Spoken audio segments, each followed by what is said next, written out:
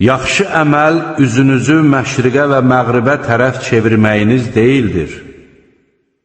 Lakin yaxşı əməl sahibləri Allaha, axirət gününə, mələklərə, kitablara, peyğəmbərlərə iman gətirən, sevdiyi malı qohum-əqrəbiyə, yetimlərə, kasıblara, müsafirlərə, dilənənlərə və kölələrin azad edilməsinə sərf edən, namaz qılıb zəkat verən, əhd bağladıqda əhdlərini yerinə yetirən, sıxıntı və xəstəlik üz verdikdə, ha belə döyüşdə səbr edən şəxslərdir.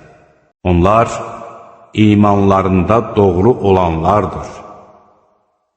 Müttəqi olanlar da elə məhz onlardır.